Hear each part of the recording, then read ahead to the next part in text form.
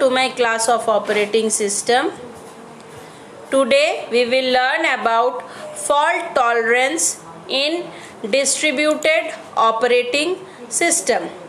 Fault tolerance is the property that enables a system to continue operating properly in the event of the failure of some of its component if its operating quality decreases at all.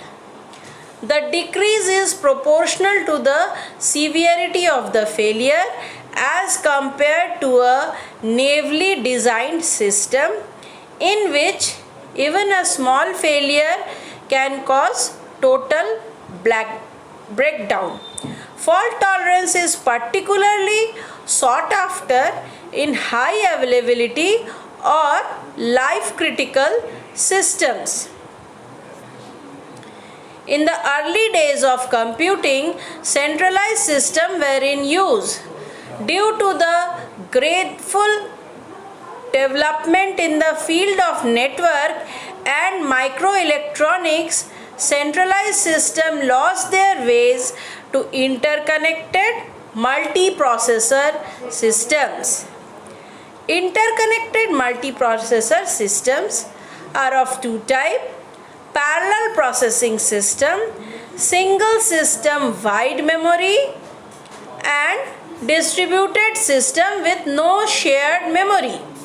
A fault tolerant design enables a system to continue its intended operation, possibly at a reduced level rather than failing completely when some part of the system fails.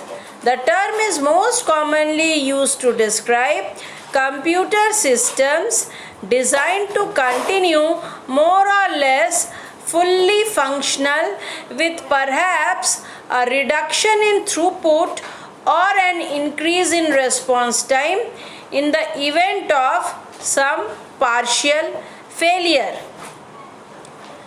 What is distributed system?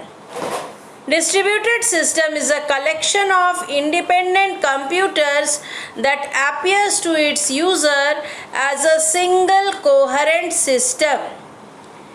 Each system has its own memory and its own set of resources, and they can share some common peripheral devices such as printer. Systems are organized in such a manner so as to hide their existence from the end user. Transparency is to be maintained as per ISO. 8 kinds of transparencies are there. Message passing or remote process communication technique through communication technology is possible, such as TCP/IP.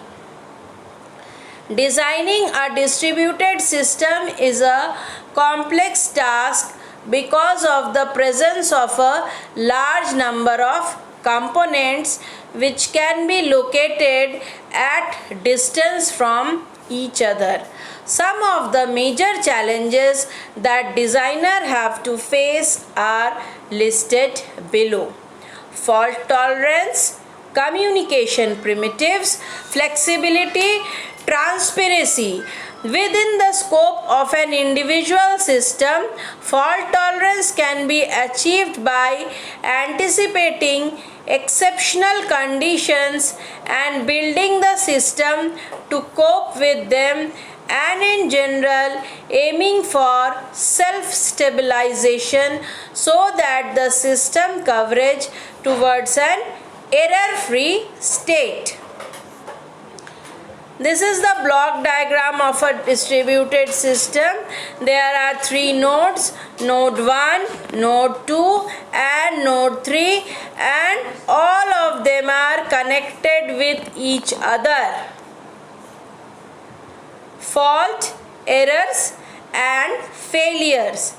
In any distributed system, 3 kinds of problems can occur: fault, error, system error into an unexpected state, and failures. All these are interrelated. It is quite fair to say that fault is the root cause where a problem starts. Error is the result of fault, and failure is the final outcome. In fault tolerant systems, programs that are considered robust are designed to continue operation despite an error, exception, or invalid input instead of crashing completely. Failure can be described as a component's behavior violates its specification. Error is the part of component state that can lead to failure, and fault is the cause of an error. Transient fault and permanent fault. Transient fault occur for a very short duration, whereas permanent faults are permanent. Transient faults are hard to locate, whereas permanent faults are easy to be identified. Transient faults don't affect the system to a great extent and can cause, whereas permanent fault can cause severe damage to the entire system. Transient faults are called network fault and processor fault.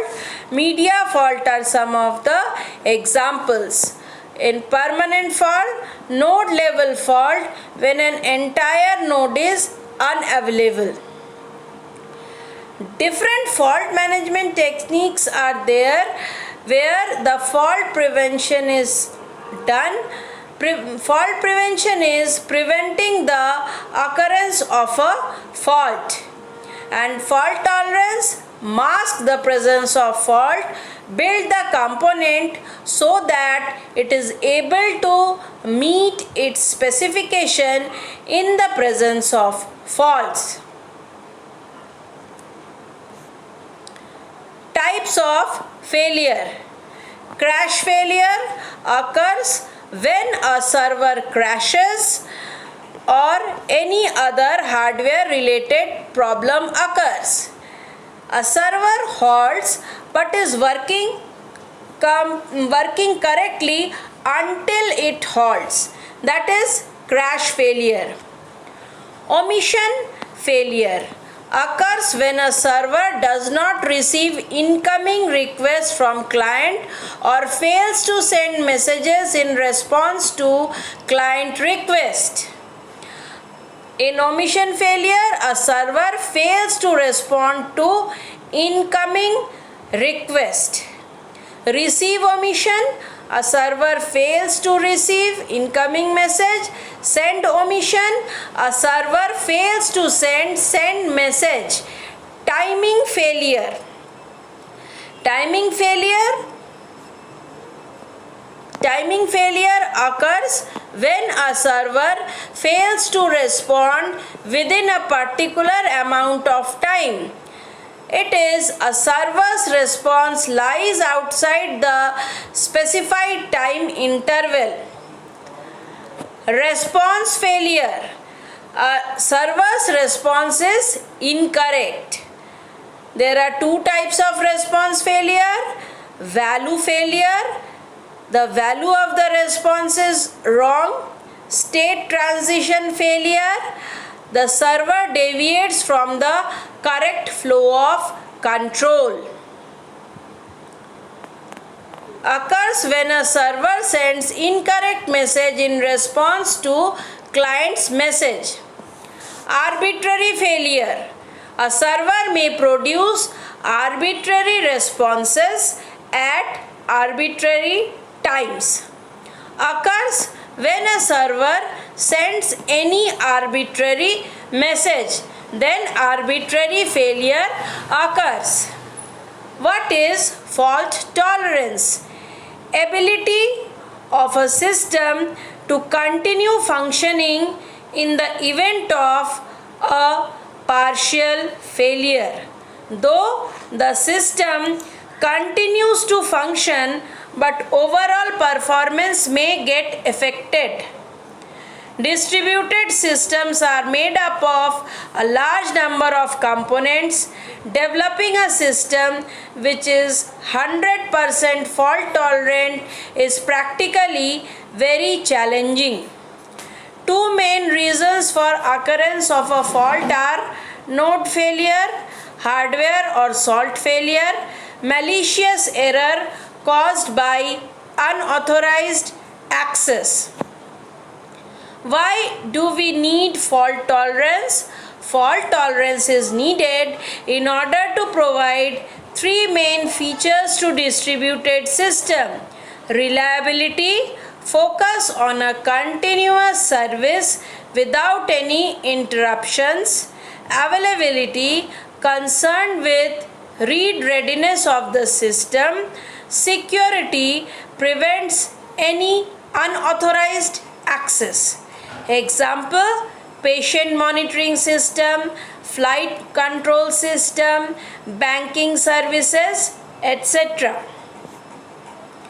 Phases in fault tolerance. Implementation of a fault tolerance technique depends on the design, configuration, and application of a distributed system. In general, designers have suggested some general principles which have been followed. Fault detection, fault diagnosis, evidence generation, assessment, and recovery are different phases of fault tolerance.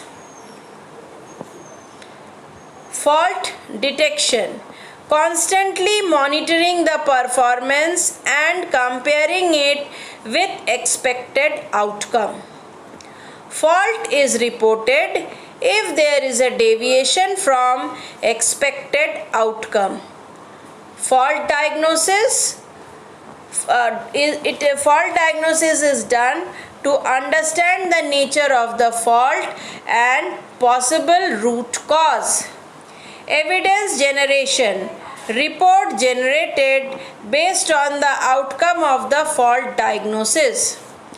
Assessment: undertaking the extent of the damage caused by the faulty component, done by examining the flow of information that has passed out from the faulty component to the rest of the system. A virtual boundary is created. Recovery: making the system fault free and restoring it to a consistent state. Forward recovery and backward recovery. Fault tolerance techniques: replication, creating multiple copies or replica of data item and storing them at different sites.